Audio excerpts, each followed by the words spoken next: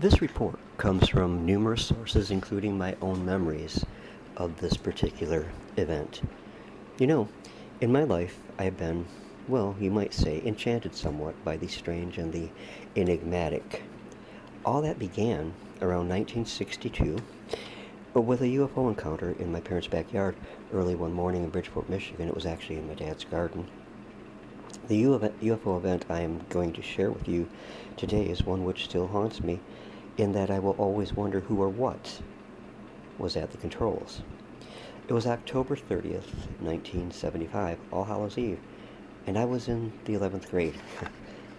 As I recall, that night was really quite chilly. My dad had a radio he let me use that picked up the standard AM/FM bands, but also shortwave. As I laid there in bed, alone in my upstairs bedroom, I tuned in a radio station of the famous War of the Worlds 1938 broadcast by Orson Welles, and the one that panicked the nation that very night, except 37 years prior. For some reason, I had a difficult time sleeping that night. And what always made that worse was that damned cuckoo clock downstairs that let me know every 15 minutes that I was still awake. Anyway, I began fiddling around with the radio dial and different bands. I don't recall exactly what time it was, but I'm thinking after 11 o'clock news, as Dad and Mom had already gone to bed. I had the dial almost as far left as it would go, though I don't recall the band. I began hearing chatter between the Wurtsmith Air Force Base and a pilot out over Lake Huron. Wurtsmith was just across Manhattan Lake from my parents' home, maybe about a mile at the most from the main gate as the crow flies over the lake. The pilot was conversing about an unknown they were following, an unknown out over Lake Huron, and I don't remember any of the conversation except that, but I listened till they got down by Saginaw Bay when the unidentified object vanished. I'll get into more detail in a moment, but just a little more background. Wurtsmith was the home for the 379th Bombardment Wing, which controlled the 524th Bombardment Squadron and the 920th Aerial Refueling Squadron. Wurtsmith was one of the northern tier bases that housed nuclear weapons. I'll be going back and forth a bit, using several reports. This first is from an amazing book titled Clear Intent by Lawrence Fawcett and Barry Greenwood. According to the book, about 10:10 p.m., personnel in the vicinity of the family housing area located in the southern portion of the air base reported what appeared to be running lights of a low aircraft which was thought to be a helicopter. The craft hovered up and down in an erratic manner. Airman Martin E. Tackaby was assigned to the K-Part housing area gate, and he said that he saw the object for about 5 seconds near the perimeter of Wurtsmith, due south of his location. And Tackaberry reported that the object had one white light pointing directly downward and two red lights near the rear. Near the base main gate, Airman Michael J. Myers, who was assigned to the Police Unit 7, was on duty at the base motor pool. And Myers looked west, and he could see several lights near the western edge of the base. The lights turned north and appeared to lose altitude, and he heard no sound. Security police at the weapons storage area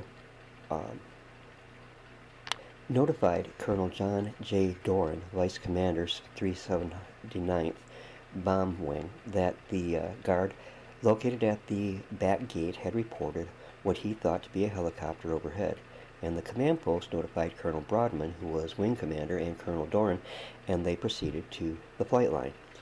It was at this time that radar approach tracked the craft for about 35 miles on a southeastern bearing from Wurtsmith. At the same time, a KC-135 tanker was returning from a refueling mission.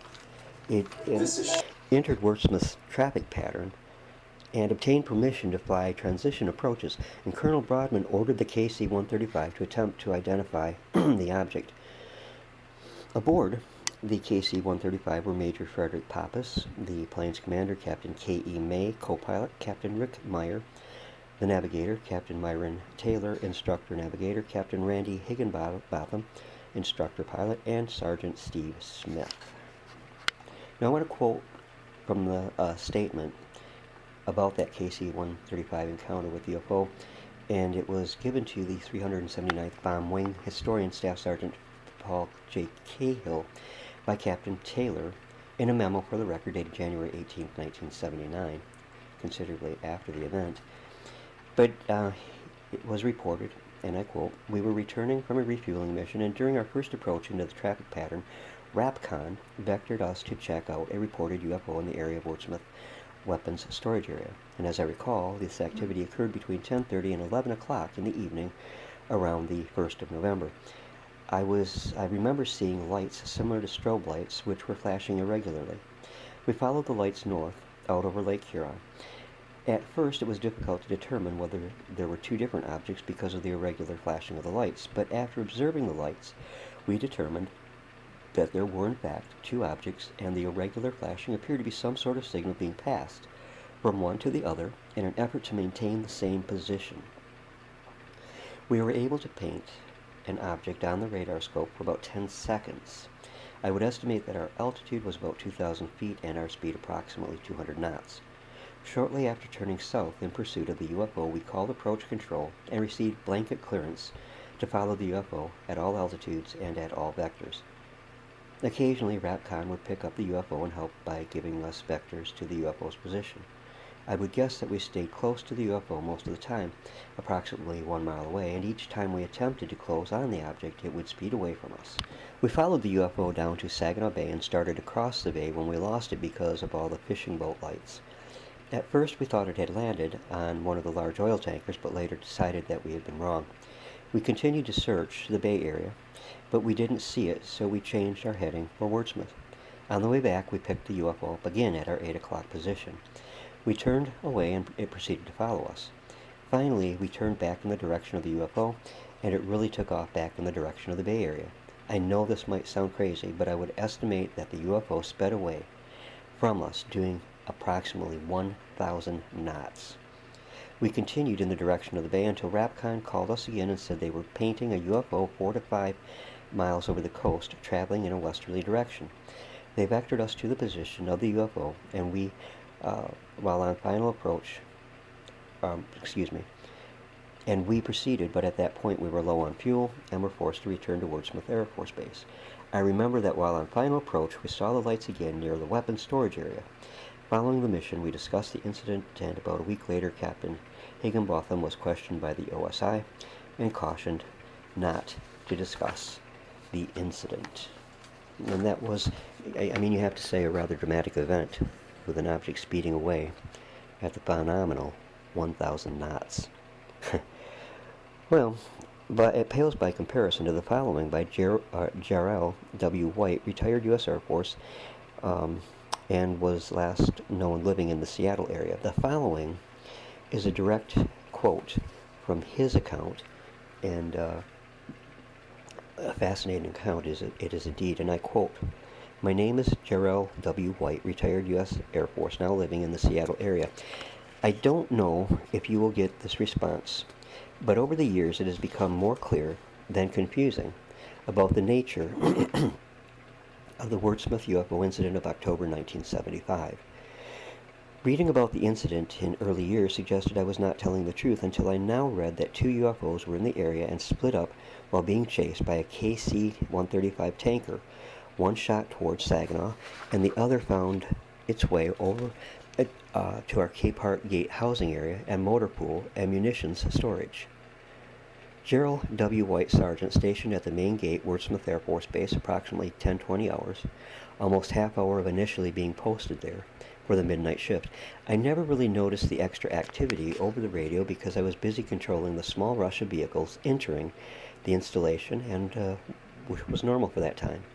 I got a call on the hot phone from command post and answered it. The command post asked me if I saw anything over the Lake Huron, just like that, and I looked and I saw a bright white light that looked similar to the planet Venus low in the sky. I reported that to the command post, and they told me to keep an eye on it, and they could give me no more information when I asked what was up. I thought nothing of that and continued to my duty with oncoming traffic entering the base. Approximately 10 minutes later, the hot phone rang again. This time, I glanced up and noticed it was not the planet Venus low in the sky. It was larger and appeared to be coming toward landfall of the Michigan shoreline. I watched it for about a few more minutes as the traffic coming on base died down and I could pay more attention to it. And I noticed another security police vehicle approach my squadron commander, a major. I can't remember his name, but I can get it. The white light was approximately 5 miles away when the major and I watched it approach. I noticed some red lights and a slight swooshing sound as it closed in and stopped almost centered over the main gate, less than 100 feet to the right of the main gate, about 150 feet in the air. It was a piercing white light, so bright you could not see behind it, around it, over it. I felt it was low enough I could pick up a rock and hit it. At this time, no traffic entered the base, and I stepped off the platform of the entry control area, walked about 100 feet from the main gate directly under the blinding white light. It stayed there for more than 5 minutes. Whoosh, whoosh, whoosh in 3-second intervals was the only sound I heard. The major walked over, and we were both perplexed to what it was. We were both directly under it. This was for less than 5 minutes, and I walked back to the gate, and it began to move slowly, approximately 2 to 3 miles per hour down the roadway, direct line toward the flight line, about 2 miles away from the Christmas tree alert B-52s and alert KC tankers, 135 tankers, illuminating the roadway as it went until approximately 3 blocks away the light went out, then lots of radio traffic. I don't know where Michael Myers was, but he did stop by and compared notes with me. The major departed after the lights went out to the command post. I was told not to speak of the incident, and I didn't, until I was going to retire at Grissom Air Force Base, Indiana, in 1990. I told a batch of new first-year troops of the encounter with the UFO when I was in my first 4 years of service. They said I was pulling their leg, until one of them went to his room and came back with a Time Life book on UFOs, and listed under Maelstrom Air Force Base UFO was word for word the UFO account, except it only said Capehart housing and not main gate encounter. I've sort of kept my mouth shut until 2003 when I noticed the KC-135 was chasing 2 UFOs in a story starting from Loring Air Force Base and wound up at Maelstrom Air Force Base. I saw the second one. Now I feel better about the whole incident. End quote. Again, a totally amazing event. As is usually the case with UFO sightings, this was never resolved, never have the objects been identified. Interestingly, Wurtsmith Air Force Base, it turns out, is only one piece of a disconcerting series of sightings. Over a period of about 3 weeks, in October and November of 1975, several strategic air command bases in the northern tier of states were placed on high priority alert due to repeated incursions of unidentified aircraft flying at low altitude over atomic weapons storage areas. The Commander-in-Chief of the North American Air Defense Command, known as NORAD, sent a 4-part message to NORAD units on November 11, 1975, summarizing those events. The following are excerpts from that memo. I must add, though, I edited these excerpts greatly because I didn't want to deviate too far away from the topic of this video, which was the Wurtsmith Air Force Base sightings. But anyways, from the memos, I quote, "Since October 28, 1975, numerous reports of suspicious objects have been received at the NORAD CU, reliable military personnel at Loring Air Force Base, Maine, Wurtsmith Air Force Base, Michigan, Maelstrom Air Force Base, Mount Minot, Air Force Base, North Dakota, and Canadian Forces Station, Falconbridge, Ontario, Canada, have visually sighted suspicious objects." Further on, the report states, a teletype message to the National Military Command Center in Washington, D.C. reported the aircraft definitely penetrated the Loring Air Force Base northern perimeter and was on one occasion within 300 yards of the munitions storage area perimeter.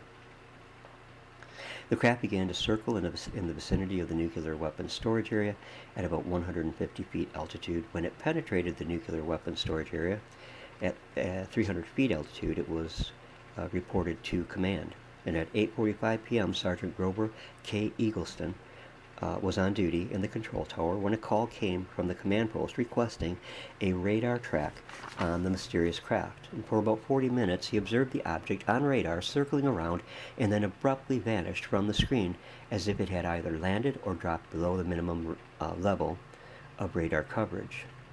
End quote. Sergeant Stephen Eichner, a B-52 crew chief, and other crew members spotted an unidentified object, red and orange in color, over the flight line, and said it looked to be in the shape of a stretched out football, somewhat cigar shaped. When the object stopped and hovered, Eichner and the other men jumped into a truck and drove toward the object, and as they turned onto the road that led to the weapons storage area, they encountered the object at about 300 feet ahead and hovering about 5 feet off the ground. Its length appeared to be equivalent to about 4 car lengths. Sergeant Eicher said that it looked like a desert scene. He said, and I quote, "You see waves of heat rising off the desert floor, and that's what I saw. There were these waves in front of me, or in front of the object, and all the colors were blending together. The object," he continued, "was solid, and we could not hear any noise coming from it." End quote. Reports from other bases were similar. At one Air Force base, where the UFO hovered near the nuclear storage, actual codes on the devices had been changed. There are no answers to the events of the fall of 1975, and they seem to be as much a mystery now as they were back then. If anybody does have answers about where these craft were from, it has not been made available. I love a good mystery, and this certainly qualifies. And knowing that it happened less than a mile from my backyard at Wurtsmith, whilst I was safely in my bed, makes me feel just a little insecure even now. Well, please check the description for my sources, where you can find even more information on the sightings at the SAC bases in 1975. Thanks for watching, and have an awesome evening.